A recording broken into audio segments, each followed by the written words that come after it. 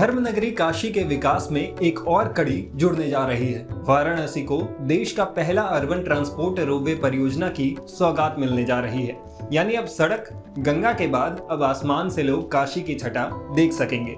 इसके साथ ही इसके बनने से सफर और भी आसान होगा। देश के पहले अर्बन ट्रांसपोर्ट रोपवे सिस्टम का मॉडल तैयार है। अब इंतजार है इसके हकीकत की जमीन पर उतरने का। इस प्रोजेक्ट को धर्मनगरी काशी के लिए मील का पत्थर बताया जा रहा है। रोपवे के तैयार होने से न सिर्फ ट्रांसपोर्ट सिस्टम बेहतर होगा बल्कि पर्यटन को भी बढ़ावा मिलेगा। सर, ये कब से शुरू होने जा रहा है और क्या इसकी विशेषता होगी? वाराणसी में रोपवे का प्रोजेक्ट इस स्थिति में बना है कि वाराणसी एक कंजेस्टेड सिटी है, बहुत नैरो लेन्स हैं, उनको वाइडन करके मेट्रो या लाइट मेट्रो जैसी सुविधा यहाँ विकसित करना बड़ा मुश्किल है।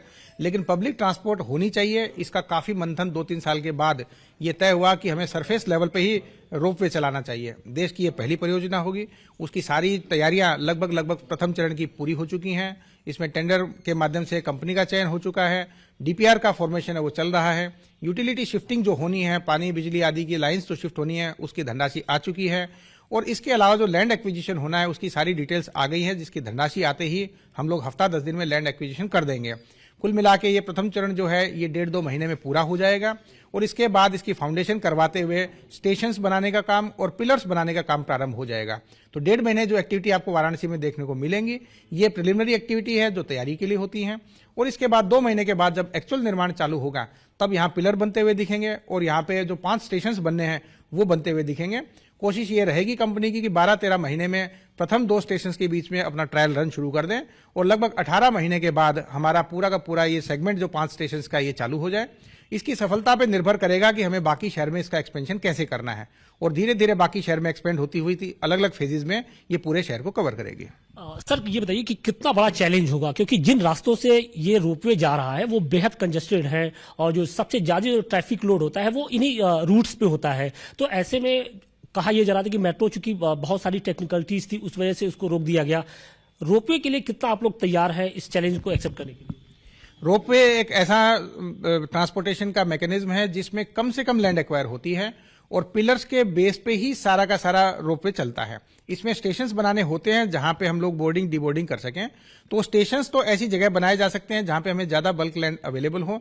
कुछ हमारी काशी स्टेशन पे हैं, कुछ हमारी महात्मा गांधी काशी विद्यापीठ में है, कुछ लैंड हमारी एक प्राइवेट स्कूल की है और कुछ हमारी गोदौलिया के पास सरकारी जमीन है।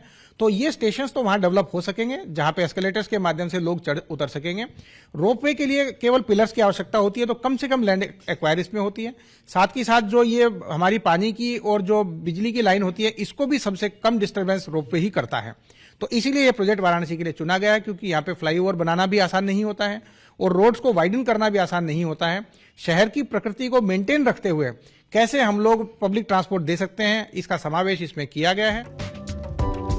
मेट्रो के मोर्चे पर काशी को भले ही नाकामयाबी मिली, लेकिन रोपवे ने यहाँ के लोगों के चेहरे पर खुशियां बिखेर दी है। आलम यह है कि रोपवे के मॉडल को देखने के लिए लोगों का तांता लगा हुआ है। रोपवे बनने जा रहा है, कितना इंतजार था और कितनी सहूलियत मिलेगी आप लोगों को? बहुत अच्छा लगेगा। इससे पर्यटक बनारस में ज्यादा आएंगे, ज्यादा से ज्यादा लोग आएंगे देखने के लिए। और ये काशी नगरी जो है शिव की नगरी कहा गया, अध्यात्म नगरी, यहाँ ऐसे ही लाखों लोग आते हैं देखने के लिए, घूमने के लिए। ये रोपवे हमको लगता है कि भारत में पहला जगह होगा जो ये 4 किलोमीटर तक का रोपवे बन रहा है। पहला अर्बन ट्रांसपोर्ट डेवलप किया जा रहा है। मतलब अभी तक जो रोपवे था वो पहाड़ी इलाकों के बीच में घूमने के लिए होता था, लेकिन ये पहला ऐसा होगा कि पब्लिक ट्रांसपोर्ट के तौर पर। जी सर। ये बताइए कि पहले लोग मान के चलिए कि अगर कैंट स्टेशन से गोदौलिया आना था तो 40 से 45 मिनट ज्यादा ट्रैफिक होता था। अब इससे जाम की समस्या कितनी कम होगी? इससे ट्रैफिक का कोई दिक्कत नहीं है, तो ऊपर जाएंगे लोग, ट्रैफिक से कोई। सर, हम लोग पैसे बचेंगे, पेट्रोल खर्च इतना है और हम लोग भी गाड़ी क्लच बदलो, गियर बदलो, भीड़ में टक्कर, चोट लगना, दर्द होना और लड़ाई होता था। इससे हम लोग ऊपर बचाएंगे, सबको, महिलाओं के तो फायदा है। महिलाएं अपने ईजीवी में अपने घर उतर जाएंगी, सामने उतर जाएंगी और पेट्रोल खर्चा बचेगा और जो भीड़ में टक्कर होती थी, यहाँ लड़ाई होती थी, उससे बचेंगे हम लोग। अच्छा, आप लोग भी इस मॉडल को देखने के लिए आए थे आज? नहीं, हम लोगों का यहाँ कार्यक्रम होने वाला है, उसके लिए हम विजिट करने आए थे। लोकल है। तो ये बताइए कितना इंतजार था आप लोग को इस रोपवे का? नहीं, ये प्रोजेक्ट आया, हम लोगों को तो बहुत खुशी हुई और बहुत दिनों से इंतजार भी था। इसके आने से लोगों की सुविधाएं तो बढ़ेगी, जैसे ट्रैफिक पर तो ज्यादा फर्क नहीं पड़ेगा, लेकिन जो खास विश्वनाथ जी को देखने के लिए आते हैं उनको इन सब चीजों से झेलना नहीं है। वो सीधे उतरेंगे और अपने मकसद, जिस मकसद से आए, अपना जाएंगे। प्रधानमंत्री नरेंद्र मोदी एक के बाद एक सौगात देते जा रहे हैं। इस बार होली का गिफ्ट है ये? जी भाई साहब, गिफ्ट तो है, बहुत बड़ी सौगात है। और हम काशीवासी मैक्सिमम लोग मोदी जी को एक देवता के रूप में हम मानते हैं, क्योंकि जैसे देवता जब भी आता है कुछ देता है, देवता माना देने वाला, दाता। तो मोदी जी को हम लोग देवता के रूप में ही देखते हैं, मानते भी हैं। और बनारस के लिए तो उन्हें बहुत कुछ सौगात दिया है। और हम लोग सभी बनारसी जो काशीवासी हैं वो और आसपास के जिलों के लोग भी, हम लोग पूछते हैं, अरे आपके मोदी के जो विधानसभा, अरे लोकसभा क्षेत्र है उसमें रहते हैं, कितने भाग्यशाली हैं। सचमुच हम लोग भाग्यशाली मानते हैं। पहले चरण में कैंट रेलवे स्टेशन से शुरू होकर गदौलिया चौक को जोड़ेगा। इस दौरान कुल 5 स्टेशन से होकर रोपवे गुजरेगा। कैंट, विद्यापीठ, रथ यात्रा, गिरजाघर और गदौलिया स्टेशन।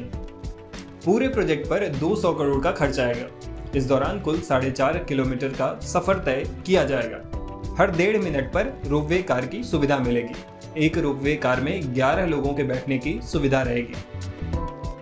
विकास के रथ पे सवार वाराणसी शहर एक और मंजिल को छूने जा रहा है। सालों साल बढ़ती सुविधाओं की फहरिस्त में अब रोपवे की सुविधा भी बनारस के लोगों को मिलेगी।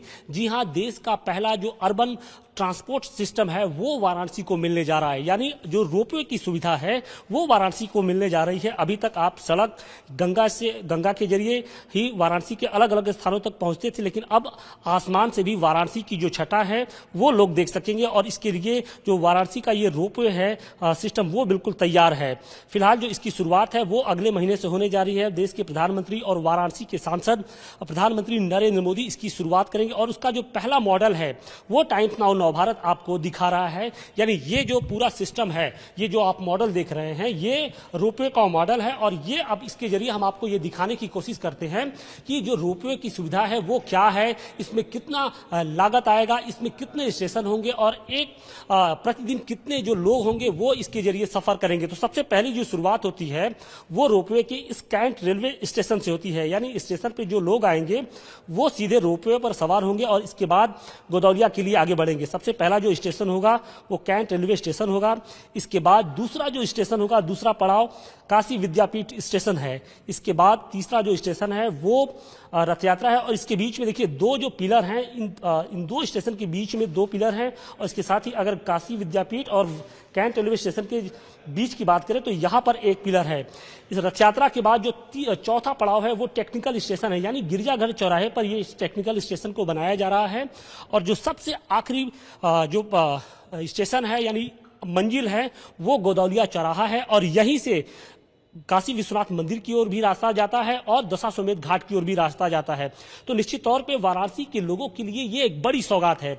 बताया ये जा रहा है कि लगभग 200 करोड़ रुपए की ये लागत से इस पूरी परियोजना को तैयार किया गया है। इसमें कुल 5 स्टेशन हैं, साथ ही लगभग 220 जो ट्रॉलियां हैं हर 1.5 मिनट पर वो चलेंगी और एक ट्रॉली में लगभग 10 से 11 लोग रहेंगे।